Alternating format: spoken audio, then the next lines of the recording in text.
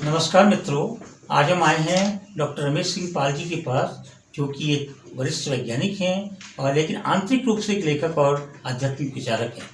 Doctor साहब, बताने का कष्ट करें कि आपका अपना संक्षिप्त परिचय थोड़ा सा देने का कष्ट करें।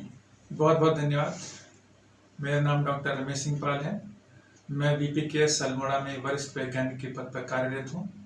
साथ साथ कुछ लेखन का कार्य भी करता हूँ और एक आध्यात्मिक प्रेरक या स्पिरिचुअल मोटिवेटर जिसे आप कह सकते हैं, उसके माध्यम से समाज में आध्यात्म के प्रति जागरूकता भी पैदा करने की थोड़ा प्रयास मेरा रहता है। डॉक्टर साहब, बताने का कष्ट करें कि आध्यात्मिकता और धर्म क्या एक ही है या अलग अलग है?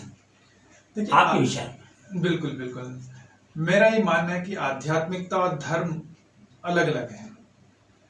धर्म है एक वे ऑफ लिविंग, धारणातीति धर्म, जो धारण करने योग्य है, जो समाज चाहता है कि हम धारण करें और समाज जो उसको चलाया जा सके। किसी मनुष्य का धर्म एक चीज है और एक स्वधर्म अलग चीज है। स्वधर्म है मेरा धर्म, मेरे गुण धर्म क्या है, और एक धर्म है जो जिसमें आप जन्मे हैं, जिसके माध्यम से आप बड़े बड़े हैं, जो आप में संस्कार डाले गए हैं, वो एक वे ऑफ लिविंग है।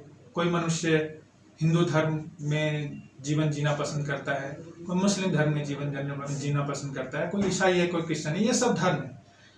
लेकिन आध्यात्मिकता जो है वो संपूर्णता है।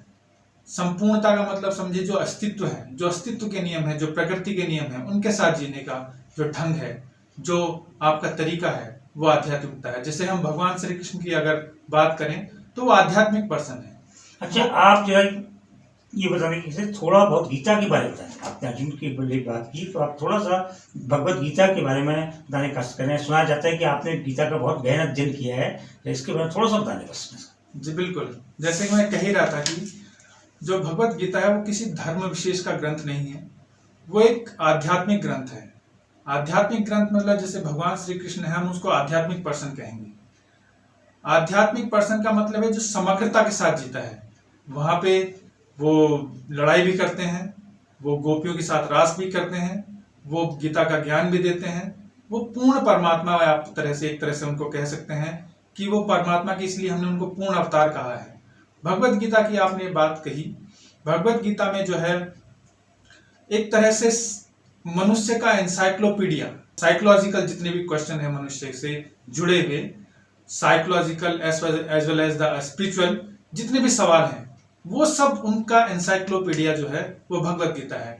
कुल 700 श्लोक्स में भगवान श्री कृष्ण ने बताया है कि कैसे मनुष्य अपने सभी कर्म करते हुए भी, इस संसार में जीते हुए भी, इस संसार का के परे जा सकता है। जैसे कि एक शेर मुझे याद आता है कि बाजार से गुजरा हूं लेकिन तलबगार नहीं हूं, बाजार से गुजरा हूं लेकिन तलबगार नहीं हूं, संसार में हूं लेकिन खरीदार नहीं हूं।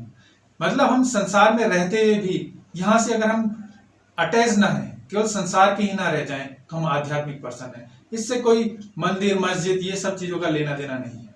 अच्छा, आज के समाज में भ्रष्टाचार बहुत ज्यादा बढ़ चुका है, ये भ्रष्टाचार के पर आपके क्या विचार है?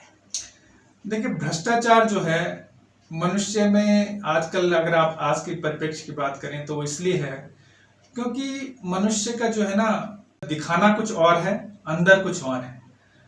मनुष्य चाहता है कि देख देख के, बाहरी वातावरण को देख के, कि मेरे पास भी ये सब चीजें हों, गाड़ी हो, बंगला हो, लेकिन उसके लिए मुझे मेहनत ना करनी पड़े, कुछ इफर्ट्स ना करने पड़े। दूसरे को देख के अगर उसने कुछ उसके पास जा रहा है तो अंदर से तो वो चाहता है मेरे पास भी ये सब चीजें हैं, लेकिन वो बाहर से ये शो ऑफ करना चाहता है कि मैं बहुत अच्छा हूं। जैसे ये है उदाहरण कि सभी हम लोग क्या है ना, अपने ड्राइंग रूम को बड़ा सजा सजा के रखते हैं, लेकिन अंदर चाहे कितना ही कचरा भरा हो।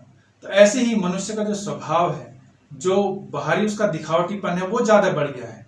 तो भ्रष्टाचार का मतलब है जब आप अपने ज्ञान के विरुद्ध काम करते हैं। जैसे हमारा ज्ञान है कि हमें सच बोलना चाहिए, लेकिन हम बोलते झूठ हैं, तो वो भी भ्रष्टाचार है।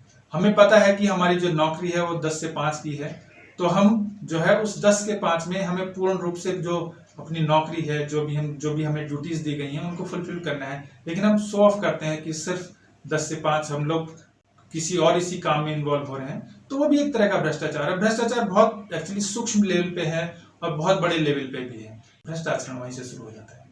सब आजकल जो है बच्चों तक में नशे की प्रवृत्ति बढ़ रही है। एक गंभीर विषय है जो किसी भी देश के लिए, अगर वहाँ के जो बच्चे हैं वो अगर उस देश को अपने भविष्य को देखना है तो वहाँ के बच्चों को देखिए आगे। इसमें आपके क्या विचार है? देखिए, नशा आदमी क्यों करता है, पहले तो हमें ये समझना होगा। नशा जो है वो आदमी करता है अपनी जो वर्तमान परिस्थितियां हैं, जो वर्तमान उसके हालात हैं, उसके साथ वो खुश नहीं है। मान लिया कोई आदमी दुखी है तो वो क्या करेगा, उस समय के लिए, कुछ समय के लिए अपने को भूल जाना चाहेगा। जो उसकी परिस्थितियां हैं प्रेजेंट में, वो उनको भूल जाना चाहेगा। उस भूलने के लिए जो है बहुत सारी दवाइयां हैं, ड्रग्स हैं, उनका उपयोग करता है, शराब पीता है। तो ये सब जो है तरीके हैं कि वो अपनी वर्तमान परिस्थितियां जो हैं वो उनसे खुश नहीं है और किसी तरह वो अपने को भूल जाना चाहता है। एक आदमी है, वो दारू पीता है, रात भर सड़क पे पड़ा रहता है, उसको पता ही नहीं है कि मेरे घर में क्या चल रहा है, मेरी अभी स्थिति क्या है। वो अपने इवन शारीरिक जो कष्ट है उसके वो भी भूल जाता है, तो उससे उसको बड़ा रिलीफ मिलता है। अब जो जितनी हमारी पीढ़ी जो है वो दुखी होती चली जाएगी, जितना ज्यादा उनमें इन्फीरियरिटी कॉम्प्लेक्स आता चला जाएगा, वो उतना ज्यादा अपने को भूल जाना चाहेगी, वो उतना ज्यादा अपने को प्रेम नहीं करेगी।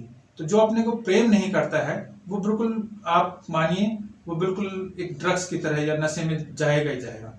और इसका सबसे अच्छा ये है कि अगर हमें ड्रग्स से या जो नशा है उससे दूर करना है तो मनुष्य को खुश रहना सीखना चाहिए। खुश रहना जो है, मैं कहता हूँ कि एक स्टेट ऑफ माइंड है। आनंद जो है वो स्टेट ऑफ माइंड है। वो जब तक हम किसी दूसरी चीज पे डिपेंडेंट रहेंगे अपनी खुशी के लिए, तब तक हम दुखी होंगे ही होंगे।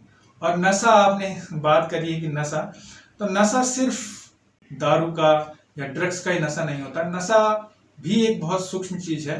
नशा पद का भी हो सकता है, नशा पैसे का भी हो सकता है, नशा मकान का भी हो सकता है, नशा सुंदरता का भी हो सकता है। तो नशा भी एक बहुत चीज है। और सभी तरह के नशे जिसके बिना आप अपने को अपूर्ण महसूस करें, जिसके बिना आपको लगे कि हाँ मेरा जीवन निरर्थक है, वो सब नशे में ही आता है। जो आपकी आदत बन गई है वो सब नशा है। काम का भी नशा होता है।